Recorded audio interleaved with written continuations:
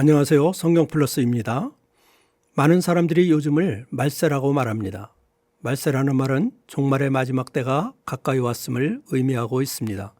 그렇다면 종말은 언제부터일까요? 종말은 예수님의 십자가 사건 이후부터 예수님이 다시 오실 재림의 때까지의 기간을 종말이라고 부르고 있습니다. 말세는 그 종말의 마지막 때를 의미하고 있는 것입니다. 요한계시록 6장에 보면 예수님의 7개의 인을 떼시는 환상이 나옵니다.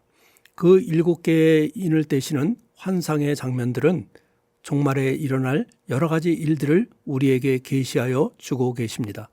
그 7개의 인 중에서 첫 번째 인을 떼실 때 나타나는 환상은 무엇일까요? 요한계시록 6장 1절 내가 보매 어린 양이 7인 중에 하나를 떼시는데 그때에 내가 들으니 네 생물 중에 하나가 우레소리같이 말하되 오라 하기로 이에 내가 보니 흰말이 있는데 그 탄자가 활을 가졌고 면류관을 받고 나아가서 이기고 또 이기려고 하더라. 네 생물은 천사들을 상징하고 있습니다. 그 중에 한 천사가 사도 요한에게 와서 보라고 말을 합니다. 사도 요한은 어린 양 예수님이 첫 번째 인을 떼실 때 흰말이 나타나는 환상을 보게 됩니다. 그 흰말을 탄 자는 활을 가지고 있었고 그는 면류관을 받고 나아가서 이기고 또 이기려 합니다. 그렇다면 이 환상의 의미는 무엇일까요? 먼저 흰말을 탄 자에 관한 해석은 크게 두 분류로 나누어서 해석을 할 수가 있습니다. 하나는 긍정적인 해석이며 또 하나는 부정적인 해석을 하는 경우입니다. 먼저 긍정적인 해석을 하는 사람들은 흰말을 탄 자가 예수 그리스도를 상징한다고 보는 것입니다. 예수님이 의의 상징인 흰말을 타고 싸우며 면류관을 받고 나아가서 이기고 또 이기신다는 해석입니다. 요한계시록이라고 하는 영화를 본 적이 있는데 그 영화에서도 흰말을 예수 그리스도로 묘사하고 있는 것을 보았습니다. 또 어떤 분들은 흰말을 탄 자가 승리한 교회 공동체나 아니면 순교자들을 상징한다고 해석을 합니다. 성도들이 의의 상징인 흰말을 타고 주님이 주시는 면류관을 쓰고 세상에 나아가서 이기고 또 이긴다는 것입니다. 그러나 흰말을 부정적으로 해석을 하는 사람들도 있습니다.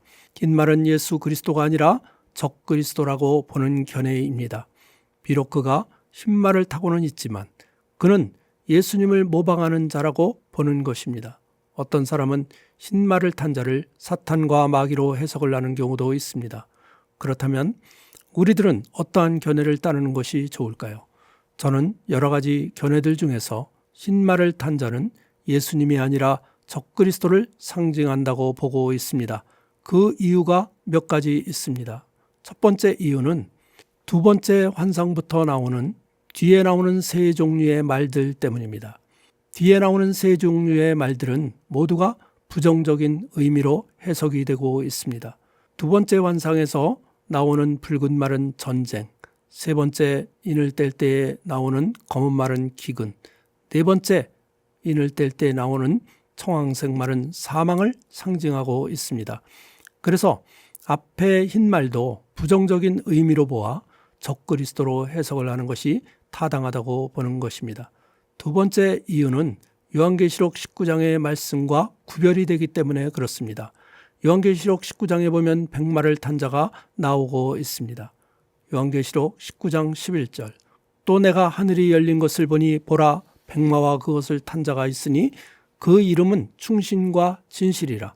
그가 공의로 심판하며 싸우더라. 그 눈은 불꽃 같고 그 머리에는 많은 관들이 있고 또 이름 쓴 것 하나가 있으니 자기밖에 아는 자가 없고 또 그가 피 뿌린 옷을 입었는데 그 이름은 하나님의 말씀이라 칭하더라. 요한계시록 19장에 나오는 백마를 탄 자는 분명히 예수 그리스도를 상징하고 있습니다. 예수님이 마지막 날에 백마를 타고 심판주로 오시는 환상입니다. 예수님은 머리에 수많은 면류관을 쓰고 계십니다. 그 이유는 예수님이 만왕의 왕이 되시기 때문입니다. 또한 예수님은 피 뿌린 옷을 입고 있습니다. 그것은 예수님의 십자가 희생을 상징하고 있습니다. 이름도 하나님의 말씀이라고 되어 있습니다. 그러나 흰말을 탄 자는 그러한 상징이 없기에 요한계시록 19장에 나오는 백마를 탄 자와 구별하여 생각하게 되는 것입니다. 마지막으로 또 하나의 증거가 있습니다. 그것은 바로 그가 활을 가지고 있다는 것입니다. 히랍 신화에 보면 활을 가진 자가 나옵니다. 그는 바로 아폴로 신이었습니다. 아폴로 신의 무기는 활이었습니다.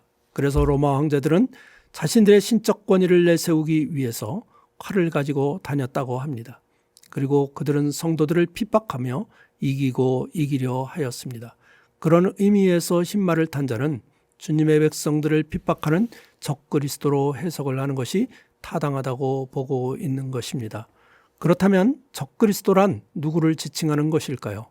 적그리스도도 크게 두 분류로 나누어서 생각할 수가 있습니다.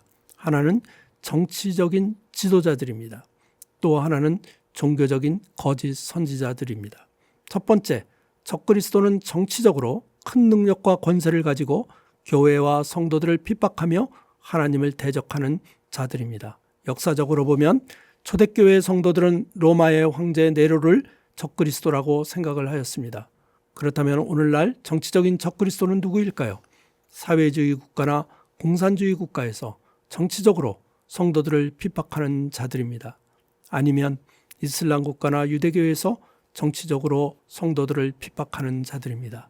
이 모든 정치적인 집단이 모두가 적그리스도라고 볼 수가 있습니다. 두 번째로 종교적인 적그리스도가 있습니다.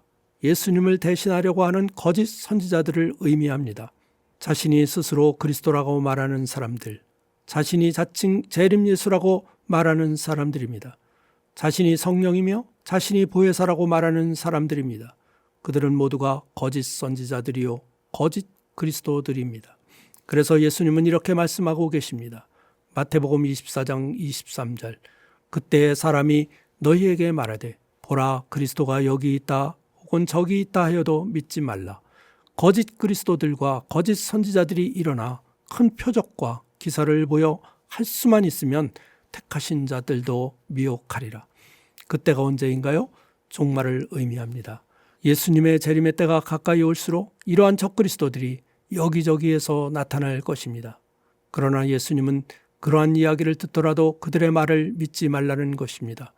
그렇다면 거짓 선지자들과 거짓 그리스도들은 특징이 무엇일까요? 그것은 그들이 큰 표적과 기사를 보여주고 미혹을 한다는 것입니다. 그들은 표적과 기적을 보여주면서 택하신 성도들을 미혹할 것입니다. 그러므로 우리들은 신앙생활을 하면서 기적과 치유와 표적을 따라다니며 신앙생활을 하는 것을 주의하여야 합니다. 오늘날 많은 사람들이 신비주의적인 신앙을 추구하다가 이단에 빠지고 미혹되고 있기 때문입니다. 예수님이 기적을 행하시는 목적은 무엇이었나요? 그분의 목표는 기적 자체가 아니었습니다.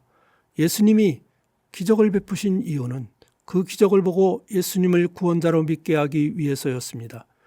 유대인들이 기적을 보여달라, 표적을 보여달라 할 때 예수님은 오히려 그들의 곁을 떠나신 것을 우리들이 보게 됩니다. 지금은 성경 시대입니다. 성경에 보면 수많은 기적의 이야기와 천국과 지옥에 관한 말씀들이 들어 있습니다. 우리들은 오직 성경이 전하고 있는 그 말씀들이면 충분하다고 생각이 됩니다. 더 이상 기적을 쫓아다니며 어떤 환상에 관한 이야기에 매료될 필요가 없습니다.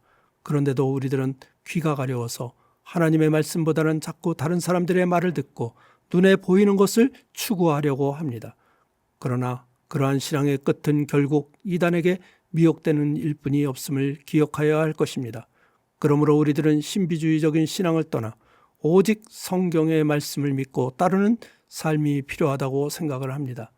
초대교회 성도들은 로마 정부와 거짓 선지자들과 끊임없는 싸움을 싸웠습니다. 예수님은 그 싸움에서 이긴 자들에게 칭찬이 있을 것이며 상급이 주어질 것을 말씀하고 있습니다. 오늘날 우리나라에는 그래도 정치적인 적그리스도는 없음을 감사하게 생각합니다. 그러나 우리들 주위에는 거짓 선지자들이 너무나 많이 나타나고 있습니다. 그래서 많은 사람들이, 성도들이 이단에게 미혹이 되어 넘어가고 있는 것입니다. 그러므로 우리들은 영적 분별력을 가지고 거짓 교훈을 분별하면서 우리의 신앙을 굳건히 지켜나가야 할 것입니다. 이제 예수님께서 다시 오실 날이 가까워 오고 있습니다. 물론 우리들은 그날과 그 시는 정확히 알 수가 없습니다. 그러나 하늘과 땅에서 나타나는 그 종말의 징조들은 알 수가 있습니다. 그 첫 번째 징조가 바로 적그리스도의 출현입니다. 우리 모두 말씀과 기도로 종말에 나타날 거짓 선지자들을 잘 분별하면서 그들의 유혹에 미혹당하지 말고 끝까지 승리하며 살아가시는 모든 성도님들이 되시기를 간절히 기도합니다. 아멘.